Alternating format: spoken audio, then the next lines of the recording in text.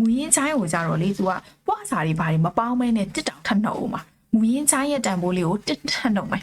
အဲ့ဒီကရတဲ့အဖြေလေးအတိုင်းဖြစ်ရမယ်ပေါ့နော်ခြေတို့လိုချင်တာဒီ36 cm လေးဖြစ်မယ်အဲ့တော့ခြေတို့ရှည်ချမ်းရဲ့ဂျိုင်းလေးနဲ့နောက်ချမ်းရဲ့ဂျိုင်းလေးနဲ့အတိုင်းလေးတွေတိုင်းပါမယ်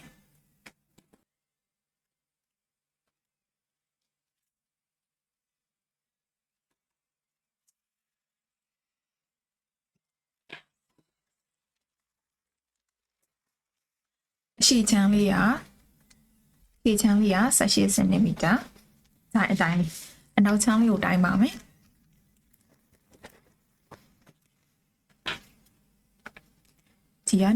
ဒီကနေပြီးတော့ဒီထိပ်အတိုင်း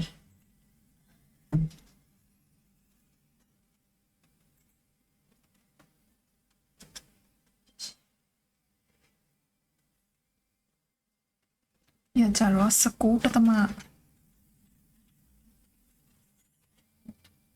19.9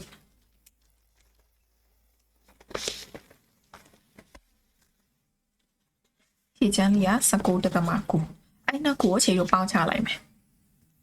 နော်39.9ရတယ်ခြေတို့လိုချင်တဲ့မူရင်းဆိုင်ကိုတင်းနှုတ်ထားတဲ့တန်ဖိုးလေးကကြာ36ဆိုတော့သူက 1.9 လောက်ကြီးနေမှာနော်2 cm ဒီဘက်လောက်ကြီးနေဆိုတော့ခြေတို့ဂျိုင်းပြန်ညှိပါမယ်ခြေတို့ fit pattern မှာပြောခဲ့တယ်လို့ပဲဂျိုင်းကကြီးနေမယ်ဆိုလို့ရှိရင်အပေါ်ကိုတက်မယ်သေးနေမယ်ဆိုလို့ရှိရင်အောက်ကိုချပြီးရင်လိုင်းရနေပြီးတော့အောက်ကိုချပြီးတော့ချဲ့ပေးပါမယ်ခြေတို့ကကြီးနေတာဖြစ်တဲ့ကြောင့်အပေါ်ကိုတက်လိုက်မယ်အဲ့တော့ခြေတို့လိုချင်တာက36 39.9နှုတ်လိုက်တော့ 1.9 ဆို2 cm ပဲထားပါတော့2 cm ဆိုတော့နှစ်နဲ့စားလိုက်မယ်ဆိုတော့ဒီဘက်လဲ1ဟိုဘက်လဲ1တက်ကမယ်ရှည်ချမ်းကိုလဲ1 cm တက်မယ်နောက်ချမ်းကိုလဲ1 cm တက်မယ်အဲ့တော့မှရှည်ချမ်း1နောက်ချမ်း1ကိုနှုတ်လိုက်တော့မှဒီကိုလိုချင်တဲ့36 cm ကိုပြန်ရမှာဖြစ်ပါတယ်ဒါလေးအနောက်ချမ်းလေးကိုဒီရင်လိုင်းမီးကနေအပေါ်1 cm တက်ပါမယ်သူစောင်းတဲ့အတိုင်းလေးပဲဒီအောက်ကနေပြီးတော့လေစောင်းနဲ့ရတဲ့အတိုင်းလေးကိုပဲအပေါ်1တက်မယ်ပေကွေးလေးနဲ့ပြန်ဝိုက်ပါမယ်ဒီကလေးမှာကိုယ့်ရဲ့ဂျိုင်းလေးကသေးနေမယ်ဆိုလို့ရှိရင်အောက်ကိုချပြီးတော့နော်ချဲ့ပေးရပါမယ်အဲ့တော့ကြောကျယ်မြင်းလေးနဲ့ခုနတက်လိုက်တဲ့1 cm လေးနဲ့ကိုပေကွေးလေးနဲ့ပြန်ဝိုက်ပါမယ်အဲ့တော့ဒီနေရာမှာချွတ်ချွတ်ကြီးဖြစ်နေမယ်ဆိုရင်လေပေကွေးလေးနည်းနည်းလေးဖြည့်ပေးလို့ရပါတယ်ချွတ်ချွတ်ကြီးဆိုမလှအောင်လေနော်အဲ့တော့အခြေတို့လေးအရှိချမ်းလေးကိုလည်းဂျိုင်းလေးပြန်ဝိုက်ပါမယ်ဒီစောင်းလိုက်တဲ့မြင်းလေးအတိုင်းကိုပဲ1 cm တက်ပါမယ်တက်ပြီးတော့ဒီရှင်ကျယ်မြင်းလေးနဲ့ပေကွေးလေးနဲ့ပြန်ဝိုက်မယ်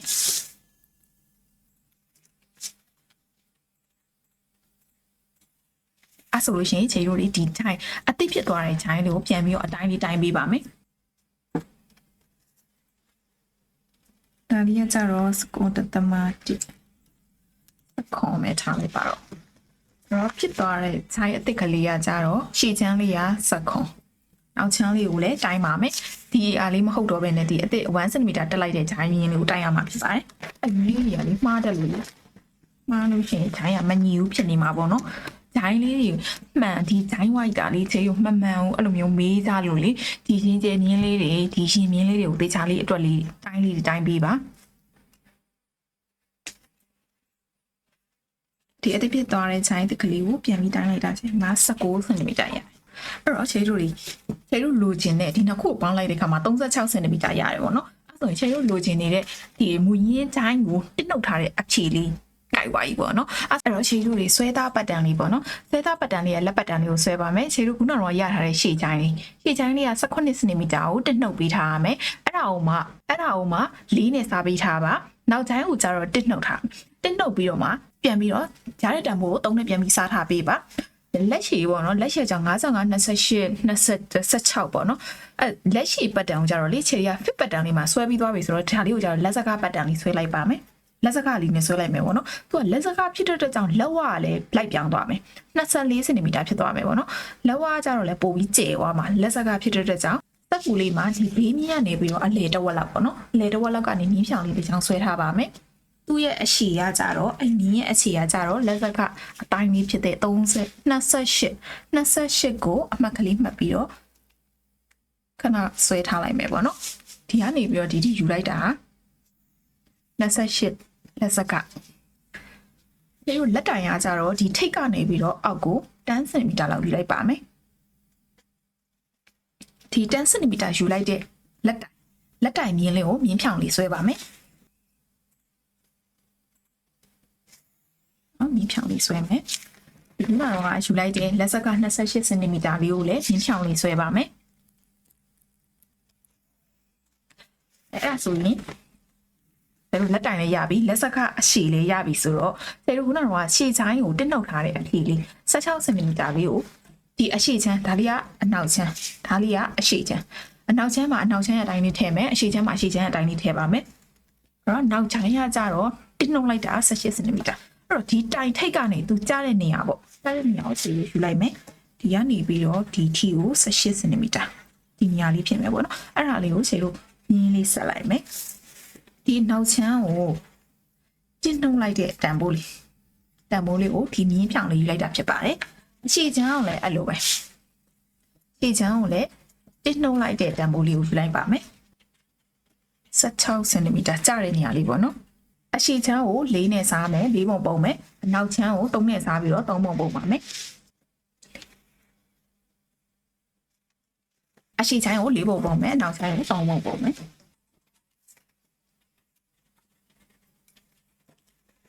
အဲ့တော့ချယ်ရီတို့ဒီပုံစံလေးကကြတော့လေချယ်ဒီဆွဲပြီးသားလေးကိုပဲပြပြလိုက်မယ်ပေါ့နော်ဘာလို့လဲဆိုတော့ fit pattern လေးမှာချယ်ရီအသေးစိတ်လေးဆွဲပြထားတာဖြစ်တဲ့ကြောင့်အဲ့ဒီဗီဒီယိုလေးကိုပြန်ကြည့်ပေးပါ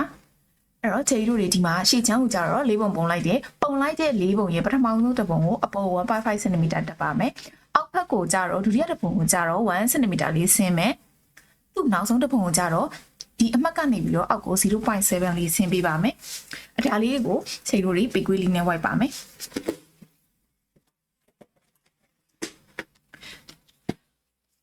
အဲ့ဒီထိတ်နဲ့ဒီ 1.5 တက်လိုက်တဲ့မြင်းလေးနဲ့1 cm ချလိုက်တဲ့မြင်းလေးနဲ့အဲ့အမြင်အမှတ်3ခုလေးကိုဒီလိုမျိုးလေးပေကွေးလေးကင်ပြီးတော့ဝိုက်ပေးပါမယ်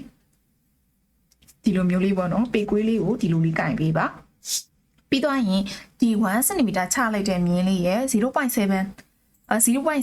လိုက်တဲ့မြင်းလေးရဲ့ဒီမြင်းလေးရဲ့3ခုကိုပေကွေးလေးနဲ့ဒီလိုပြန်ထောင်ပြီးတော့ပြန်ဝိုက်ပေးပါမယ်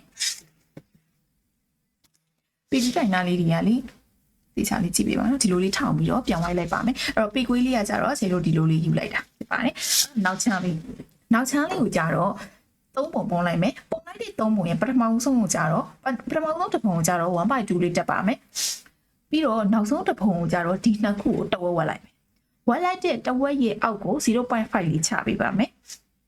အဲ့တော့ချေယူတွေဒီအမှတ်ကလေးရဲ့ 1.2 တက်လိုက်တဲ့အမှတ်ကလေးရဲ့ဒီအမှတ်ကလေးရဲ့အဲ့3ခုကိုပေကွေးလေးနဲ့ဝိုက်ပါမယ်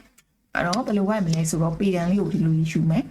ဒီကနေပြီးတော့ဒီလိုလေးပြောင်းဝိုက်လိုက်မယ်ပေါ့နော်ပေတံလေးယူတာလေးကဒီလိုလေးဖြစ်ပါတယ်အဲ့တော့ 0.5 ချလိုက်တဲ့မြင်းလေးကိုကြတော့ဒီလိုလေးပြန်ပြီးတော့လှန်ပြီးတော့ပေကွေးလေးကိုပြန်လှန်ပြီးတော့ဒီလိုမျိုးလေးပေကွေးလေးကိုပြန်လှန်ပြီးတော့ဒီလိုမျိုးလေးကင်ပေးပါမယ်အဲ့တော့ပေကွေးယူတာလေးကဒီလိုလေးလှန်လေးဖြစ်သွားမယ်ပေါ့နော်အဲ့တော့ဒါလေးကကြတော့လေလက်စခလေးဖြစ်တဲ့ကြောင့်သူ့ရဲ့အရှည်28 cm ကိုမြင်းဖြောင်လေးဆွဲထားမယ်ဆွဲထားတဲ့မြင်းလေးတွေနဲ့ဒီလက်ရင်းဝမြင်းလေးတွေနဲ့ကိုပြန်ပြီးတော့ဆက်ပြီးတော့ဆွဲပေးပါမယ်ဒီလိုမျိုးလေးမြင်းဖြောင်လေးပြန်ပြီးတော့ဆွဲပေးပါမယ်ကဲလို့မှကိုကလေဒီကနေတီချာကွာဝေးပေါ့နော်အဲ့အတိုင်းကမှားတက်တယ်မှားမယ်ထင်လို့ရှိရင်ဒီကနေပြီးတော့ဒီအထိအတိုင်းကိုတစ်ခေါက်အတိုင်းလေးပြန်မှတ်မယ်သူ့ရတဲ့အတိုင်းလေးပဲဒီ28 cm ချထားတဲ့မြင်းလေးမှာလည်းဒီကနေပြီးတော့ဒီထိကိုလည်းမြင်းလေးကိုပြန်ပြီးတော့အတိုင်းလေးပြင်ယူလိုက်မယ်ပေါ့နော်ပြန်ယူပြီးတော့မှမြင်းဖြောင်လေးဆွဲမယ်မြင်းဖြောင်လေးဒီဘက်လည်းဆွဲမယ်ဒီဘက်လည်းဆွဲမယ်